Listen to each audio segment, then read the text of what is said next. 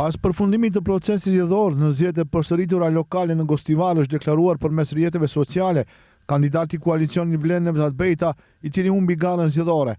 Ai ka përmbëruar të gjithë qytetarët që siç thotë i kanë besuar dhe kanë votuar për ndryshimin. Bejta thekson se edhe pse rezultati nuk ishte ai që pritej, mesazhi i qytetarëve ishte i qartë dhe ka bërë thirrje që institucionet relevante të ndërmarrin veprime konkrete për hetimin e pretendimeve për korrupsion nga ish udhëheqësia lokale në Gostivar. Gjatë fushatës zgjedhore ne paraqitëm dhe folëm hapur për shumë skandale korruptive që kanë dëmtuar komunën tonë për 8 vite me radhë. Këto çështje nuk ishin politike, por të vërteta dhe të dokumentuara, dhe për këto kërkuam vetëm drejtësi dhe llogaridhënie. Edhe pse rezultati nuk ishte ai që shpresonim, mesazhi i qytetarëve ishte i qartë, dëshira për ndryshim ekziston dhe është e fortë. Prandaj shpresoj që institucionet relevante të ndërmarrin veprime serioze dhe konkrete për hetim dhe zgjidhjen e këtyre rasteve të korrupsionit. Sundimi i ligjit dhe barazia para drejtësisë janë thelbësore për rikthimin e besimit të qytetarëve. Reagim pas përpunimit të rezultateve zgjedhore ka pasur edhe nga Zula Erat Demiri, kandidati i pavarur i mbështetur nga Vlen për komunën e Vrapçishtit. Ai ka përmbëruar aktivistët dhe mbështetësit, duke theksuar se vullneti i qytetarëve duhet respektuar, si dhe i ka uruar kundër kandidatit fitoren.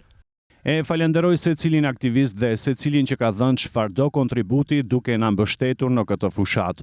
Unë i detyrojmë secilin nga ju dhe e falenderoj nga zemra. Populli ka të drejtë edhe nëse merr vendim të gabuar.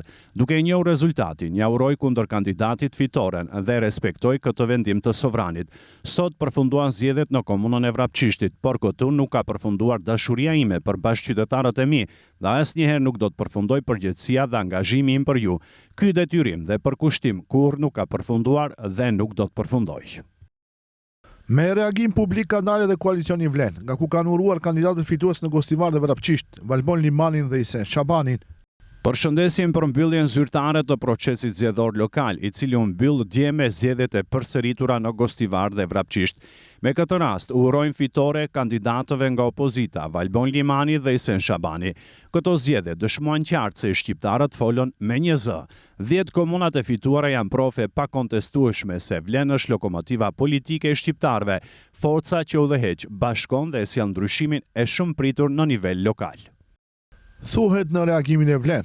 Nga koalicioni Vlen theksojnë se do të vazhdojnë të punojnë me përgjegjësi për qytetarët dhe në interes të shqiptarëve kudo.